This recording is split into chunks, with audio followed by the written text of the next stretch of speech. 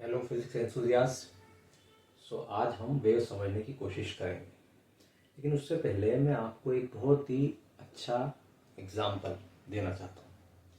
Suppose मैं energy पहुँचाना चाहता हूँ अपने हाथ से बोर्ड की इस सरफेस पे। तो मैं एनर्जी कैसे पहुँचा सकता हूँ? मेरे हाथ में ये चॉक का टुकड़ा है, आप देख रहे हैं। मैं इसको लेता हूँ और इसको बोर्ड की ओर फेंकता हूँ। जब मैं फेंकूंगा तो ये एनर्जी कहाँ से कहाँ तक ट्रेवल करेगी? बोर्ड की सरफेस तक ट्रेवल करेगी। और जब ये वहाँ से टकराएगा बोर्ड की सरफेस से, तो फिर आप एक आवाज़ को सुन पाएंगे। हम ये दोनों मैकेनिज्म के ऊपर थोड़ा ध्यान देते हैं, राइट? तो मैं फेंकता हूँ और आप उस टकराने की आवाज़ को सुनिए और इस चीज़ को ज़रा ऑब्जर्व करिए। तो मैंने ये फेंका चाक का टुकड़ा, तो क्या हुआ? फर्स्ट मैकेनिज्म में चॉक के टुकड़े ने मेरे हाथ से एनर्जी ली।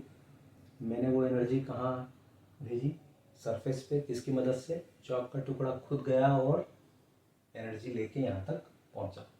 जब वो यहाँ टकराया तो उसने एक आवाज़ करी। इस कोलिजन से एक आवाज़ हुई और वो आवाज़ फिर हमने सुनी।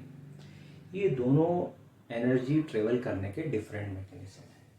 फर्स्ट मैकेनिज्म में क्या हुआ था? चॉक का टुकड़ा खुद एनर्जी लेके गया था, मतलब मटेरियल पार्टिकल खुद एनर्जी लेके एक जगह से दूसरी जगह जाए। एक मैकेनिज्म ये है। दूसरा एनर्जी ट्रेवल करने का मैकेनिज्म क्या है? ये जो आवाज़ हमने सुनी। अब ऐसा तो नहीं हुआ कि चॉक का टुकड़ा यहाँ टकराया और उसके बाद में छोटे छोटे टुकड़े हमारे कानों तक आए और उस कारण से हमने इसको सुना। ऐसा तो नहीं हुआ। तो हुआ क्या? तो हुआ ये कि जब चॉक का टुकड़ा यहाँ टकराया तो टकराने के बाद में इसने यहाँ पे इस सरफेस को थोड़ा वाइब्रेट किया और यहाँ सब दूर क्या है? एयर है। तो एयर के मॉलिक्यूल्स को फिर इसने अपने पास वाली लेयर को डिस्टर्ब किया।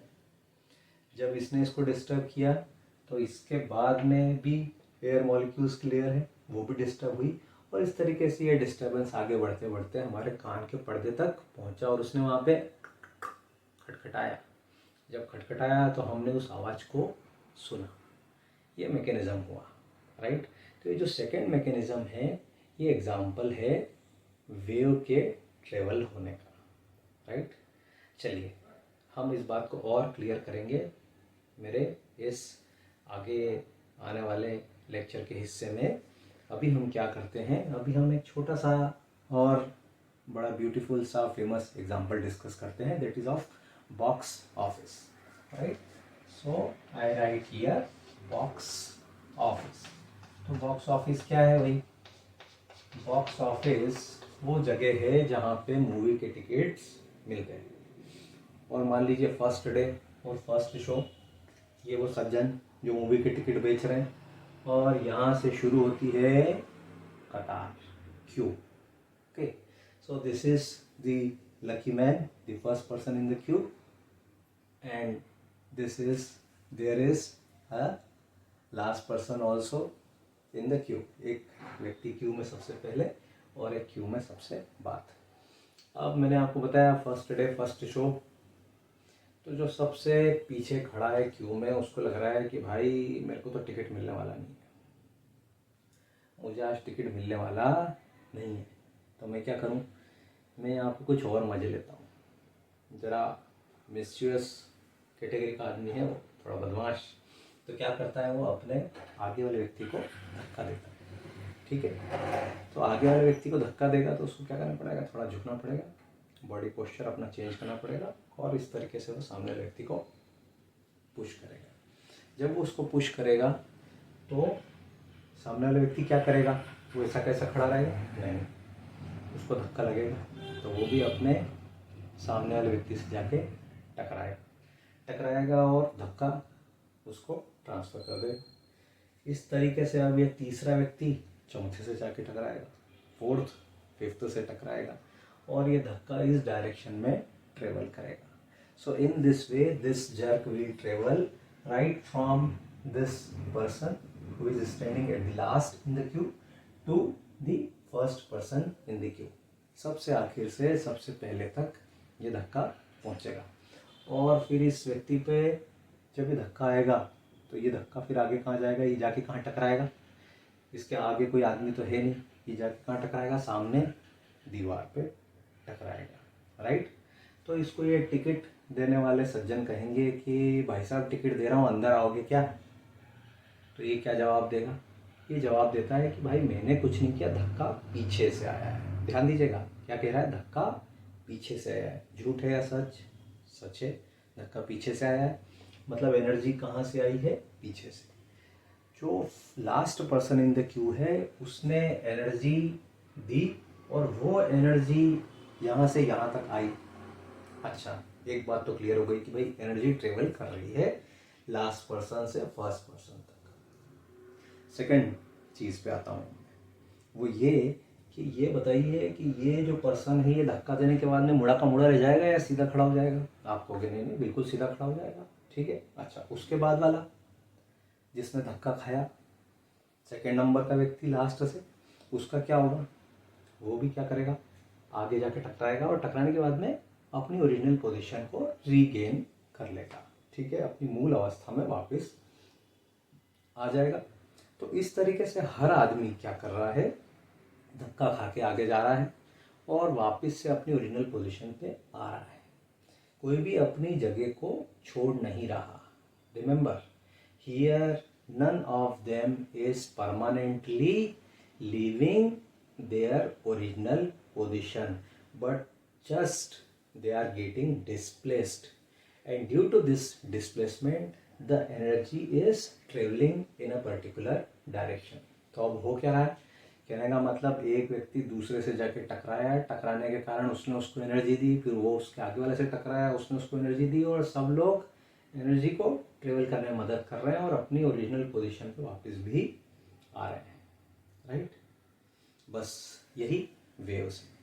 तो वेव्स में यही होता है, क्या होता है, मीडियम पार्टिकल पे हम डिस्टरबेंस देते हैं और वो डिस्टरबेंस मीडियम पार्टिकल थोड़ा सा डिस्प्लेस होता है अपनी ओरिजिनल पोजीशन से और वो डिस्टरबेंस किसको ट्रांसफ़र करता है, उसके पास वाले को, और फिर वो उसके पास वाले को, और फिर वो उसके पास वाले को, और इस तरीके से डिस्टरबेंस ट्रेवल होता है, ठीक है। डिस्टरबेंस मतलब एनर्जी, ओके, ट्रेवल होती है।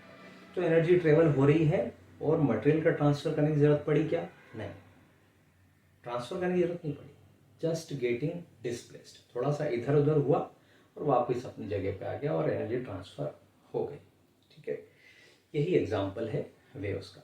तो what is wave, wave is propagation of energy, right, from one point two another without transfer of material particle. तरंग क्या है, तरंग का एक स्थान से दूसरे स्थान पे ऊर्जा का जाना बिना पदार्थ के स्थानांतरण के क्या कहलाता है, तरंग कहलाता है। This is called wave, okay. So यहाँ पे वेव ट्रेवल कर रही है। अब आप कहो कि सर ये व्यक्ति की अलग अलग बॉडी पॉस्चर्स के बारे में हम कुछ बता सकते हैं क्या, बिल्कुल बता सकते हैं। अगर कोई भी व्यक्ति एक उसको देख रहा है तो बता सकता है कि पहले ये सीधा खड़ा था, फिर झुका इस तरीके से आगे गया और फिर इसने ऐसा धक्का दिया और फिर ये वापस अपने ओरिजिनल पोजीशन पे आ गया। मतलब इसके बॉडी के अलग अलग पोस्चर्स, शरीर की अलग अलग अवस्थाएं अलग अलग टाइम पे थी।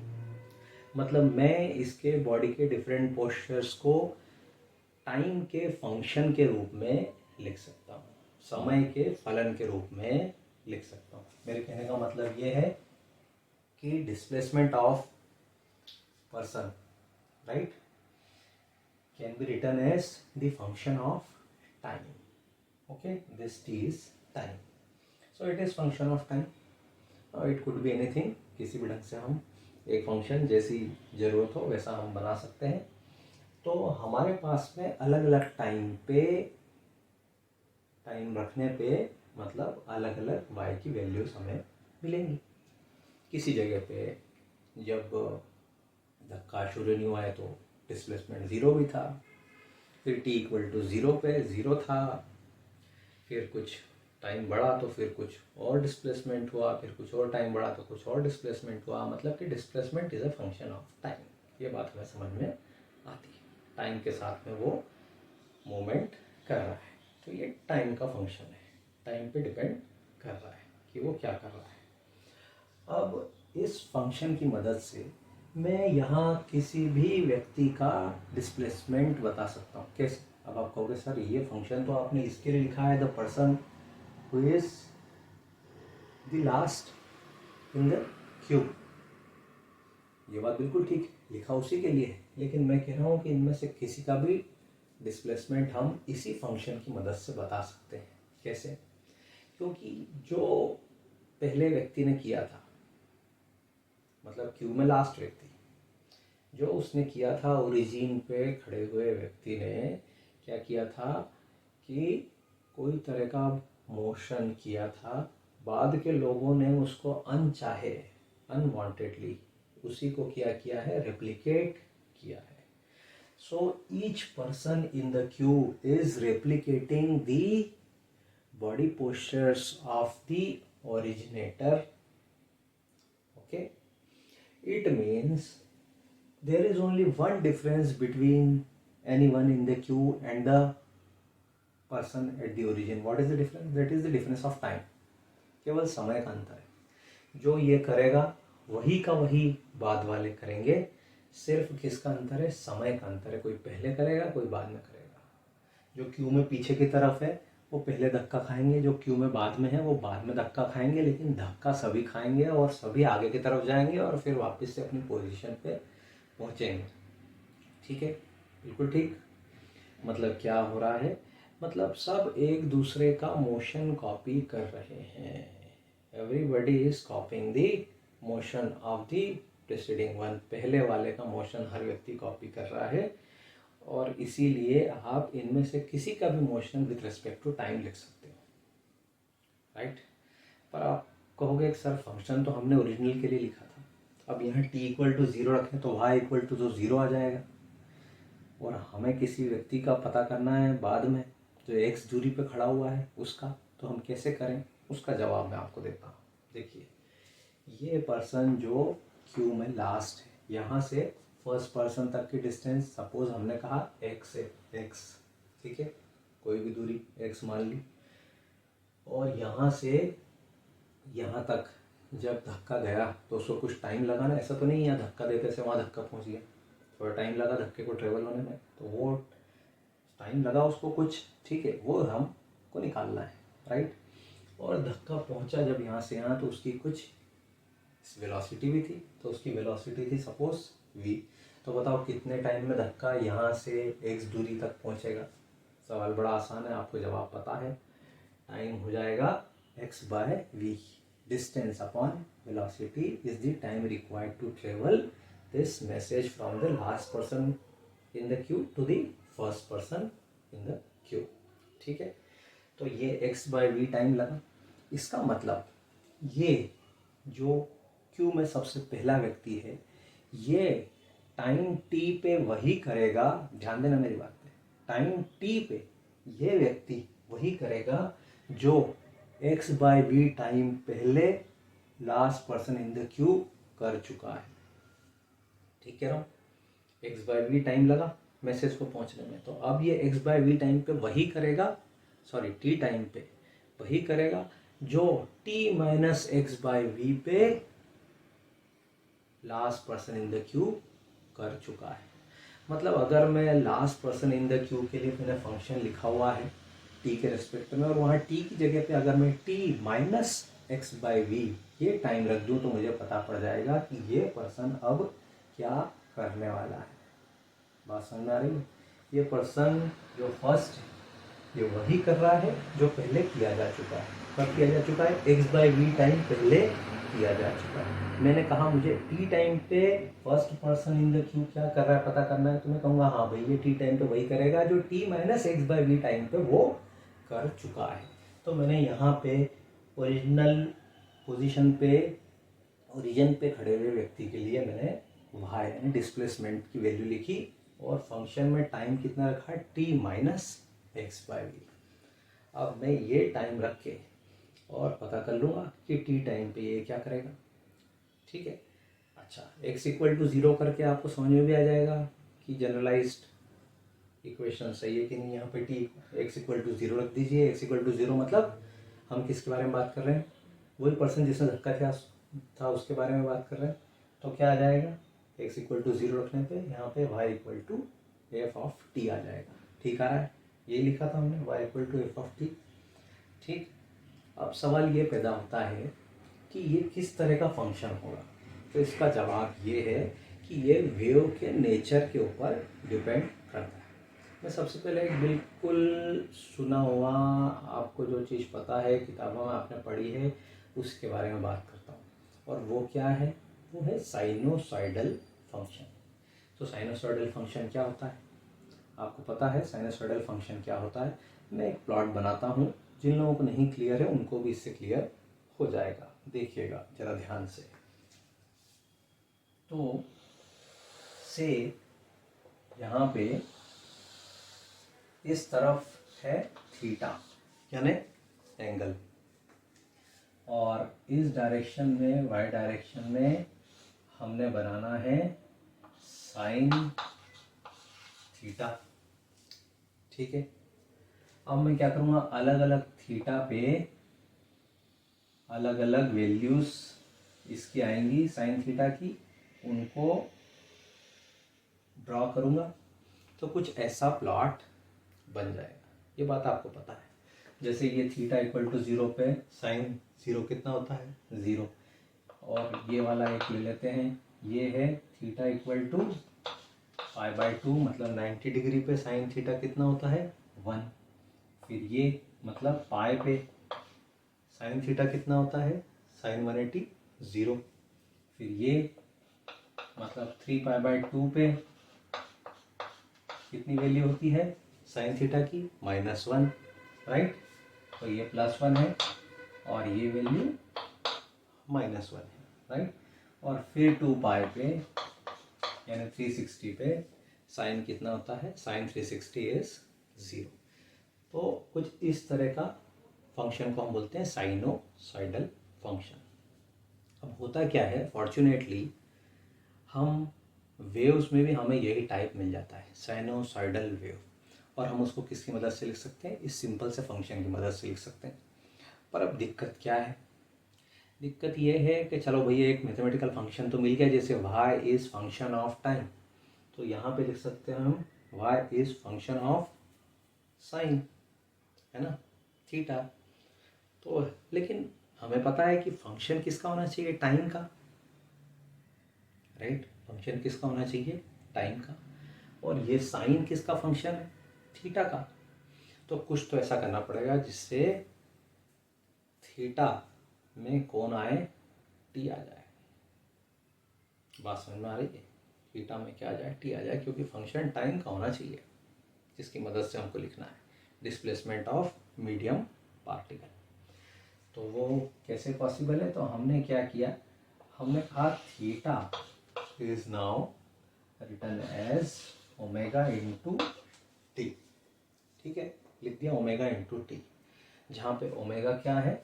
जहाँ पे ओमेगा है 2 pi by time period capital T, और multiplied with small t that is time. ये वो टाइम है जिस पे हमको डिस्प्लेसमेंट पता करना है, स्मॉल टी। ठीक है, तो हम स्मॉल टी टाइम पे पता करना चाहते हैं, तो हमारा थीटा क्या बन जाएगा? 2 pi by capital T into small T. अब आप कहोगे सर ये कैपिटल टी क्या बोला है? Time period. भाई टाइम पीरियड ये भी टाइम ही है। कौन सा टाइम? जिसमें एक साइकिल पूरा हो जाता है, वो टाइम। मतलब एक साइकिल क्या है? अब आप मेरे से ये पूछोगे तो मैं जवाब देता हूँ इस बात का। सपोज आपका मीडियम का पार्टिकल मीन पोजीशन से क्या हो रहा है? डिस्प्लेस हो रहा है। डिस्प्लेस हुआ, ऊपर गया, ऊपर गया, ऊपर गया, मैक्सिमम डिस्प्लेसमेंट तक पहुंचा अपने, और फिर ऊपर जाके मैक्सिमम पे पहुंच के वापस कहाँ आया? अपनी ओरिजिनल पोजीशन पे आया। अब अपोजिट डायरेक्शन में गया मैक्सिमम तक, और फिर उसके बाद में वापस से कहाँ आया? वापस से अपनी ओरिजिनल पोजीशन पे आया। तो ये जो यहाँ से चला मैक्सिमम पे पहुँचा, वापस आया, फिर अपोजिट डायरेक्शन में मैक्सिमम पे पहुँचा, फिर वापस आया, ऐसे ऐसे ये क्या कर रहा है, वाइब्रेट कर रहा है। ठीक है, ऑसिलेशन हो रहे हैं, इसी को ऑसिलेशन कहते हैं। ठीक है, एक स्थिति के आसपास आसपास चलते रहना एक जगह के, यही दोलन है, ऑसिलेशन है। तो ये ऑसिलेशन हो रहे हैं, और ये ऑसिलेशन में जितना टाइम एक ऑसिलेशन में लग रहा है वही हमारे लिए क्या है, टाइम पीरियड है। ध्यान दीजिएगा, time required to complete one oscillation is called time period. और इसके बाद में जो भी कुछ हो रहा है वो बस इसी का दोहराव है, just the repetition of the similar kind of motion. Okay, so here we have written 2 pi by capital T into T, right. अब ये करने से क्या हो गया, ये एंगल में बदल गया, राइट। यहाँ टाइम से टाइम डिवाइड होगा तो कोई टाइम की डायमेंशन नहीं बचेगी। ध्यान दीजिए, वैल्यू बचेगी, डायमेंशन नहीं बचेगा। ठीक है, टाइम का डायमेंशन किसका बचेगा, किसी का नहीं, एंगल का हो जाएगा। और एंगल के क्या डायमेंशन होते हैं आपको पता है, एंगल इज डायमेंशनलेस।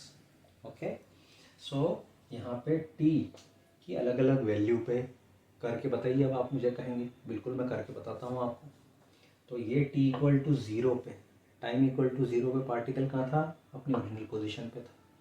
अब ये किसी टाइम पे अपने पीक पे पहुंचा, ठीक है, फिर वहाँ से वापस आया, फिर दूसरे साइड पीक पे पहुंचा और फिर वापस आया। तो कितने हिस्से कर लिए मैंने इस मोशन के, 4। I have divided this motion into 4 equal parts. In the first part, the particle goes from the original position to its amplitude. Then in the second part, it comes back to its original position. Then it moves in opposite direction, okay, and reaches to its maximum, and then again comes to its original position. 4 हिस्से हो गए। मतलब अगर मैं इस total time को कहूँ capital T, तो इसके 4 हिस्से कितने हो जाएंगे, T/4, फिर अगला फिर से T/4, फिर T/4 और फिर T/4। तो पहला हिस्सा T/4 रखते हैं यहाँ पे, तो देखते हैं कि क्या आता है। तो अगर हम रखें यहाँ पे, तो ये 2π/, और यहाँ पे रखा T/4, तो ये T से T कैंसिल, और ये कितना आ गया, π/2। और π/2 पे ही क्या आता है, ये देखिए मैक्सिमा आता है। ठीक आ गया, ठीक आ रहा है। अब आप चाहें तो और भी वैल्यूज का रख के देख सकते हैं, जैसे T/2 रख के देख सकते हैं। अगर आप यहाँ पे क्या रख दें, small t is equal to capital T/2 रख दें, तो आपको थीटा कितना मिल जाएगा, थीटा मिल जाएगा आपको पाई के बराबर। और यहाँ पे क्या होता है, थीटा इक्वल टू पाई पे 0 आता है। ठीक है, आ रही बात समझ में। तो थीटा इक्वल टू पाई पे साइन पाई 0 आएगा, मतलब हमको एक फंक्शन तो सही सही मिल गया। तो साइन थीटा को हम यूज़ करेंगे, लेकिन थीटा की जगह हम क्या रखेंगे, ओमेगा इंटू टी, जहाँ पे ओमेगा है 2π/, T, और स्मॉल टी वो टाइम है जिस पे हम डिस्प्लेसमेंट पता करना चाहते हैं। तो एक और समस्या का समाधान हो गया जी हमारा। ठीक है, अब हमारे पास क्या है, अब हमारे पास में क्या अवेलेबल हो गया है, हमारे पास अवेलेबल हो गया है अब एक फंक्शन। ठीक है, कैसा फंक्शन, साइन फंक्शन, जिसमें हम वैल्यू रखेंगे और हमें डिस्प्लेसमेंट की वैल्यू मिल जाएगी। So now it is phi equal to sine और ओमेगा टी। पर अभी भी थोड़ा सा इसको सुधार करने की ज़रूरत है। क्या ज़रूरत है, आप कहेंगे सर सही सही तो हो गया, क्यों परेशान हो रहे हो, बताता हूँ। मान लीजिए कि कहीं पे वेव्स चल रही है, तो मैं इससे डिस्प्लेसमेंट निकालूं, तो डिस्प्लेसमेंट हमेशा क्या आएगा, हमेशा -1 से +1 के बीच में आएगा। ठीक है, सपोज ये सेंटीमीटर में है, तो डेविएशन जब भी डिस्प्लेसमेंट जब भी देखेंगे हम, तो हमेशा कैसा मिलेगा, या तो -1 सेंटीमीटर मिलेगा, ज़्यादा से ज़्यादा +1 सेंटीमीटर मिलेगा, कभी 0 मिल जाएगा, या इसके बीच की कोई चीज़ मिल जाएगी। ये तो गड़बड़ हो गई भाई, ये तो गड़बड़ हो गई। क्या हमेशा सारी वेव्स के कारण कोई भी पार्टिकल सिर्फ 1 सेंटीमीटर से 1 सेंटीमीटर तक ही डिस्प्लेस होता है? नहीं, तो यहाँ पे एक चीज़ और लगाने की ज़रूरत है, और वो है हमारी स्थिति के, हमारी वेव को देखते हुए वहाँ पे एक और चीज़ लगाने की ज़रूरत है, that is called A, capital A, right. So it becomes now y is equal to A sine of omega t. What is a here? A is the maximum value of the displacement. Okay, maximum value of the displacement is amplitude, that is a. Now this equation is complete. Okay, अब ये equation ठीक है। अब इसमें a को हम कैसा choose करेंगे, जैसी हमारी वेव है, हमारी वेव जो है 1 मीटर की लहरें उठा रही है समुद्र में, ठीक है, ऐसी है, तो ये हमारे लिए 1 मीटर हो गया a, राइट। जो भी मैक्सिमम वैल्यू है वो हम रखेंगे, ठीक है। तो किसी भी वेव की एनर्जी आप देख रहे हैं, यहाँ से भी कुछ जानकारी मिल रही है आपको, जानकारी कुछ यहाँ से भी आपको मिल रही है, ठीक है। तो ये तो हमने आज जाना कि बेसिक इक्वेशन जो आती है y equal to A sine omega t, ये कैसे आती है। अच्छा, इसी को कई लोग कॉस के फॉर्म में भी लिख सकते हैं, क्योंकि आपको पता है साइन और कॉस में केवल π/2 का फेज डिफरेंस होता है, ठीक है। बाकी कहानी वही की वही रिपीट होती है, ठीक है। तो हम नेक्स्ट लेक्चर में ये देखेंगे अब कि हम इस वेव इक्वेशन की मदद से और आगे कैसे बढ़ सकते हैं और किन चीज़ों को समझ सकते हैं। तो मुझे अपना फीडबैक दीजिए, ताकि मुझे आने वाला लेक्चर जो है उसको बनाने का इंस्पिरेशन मिले। Thank you very much.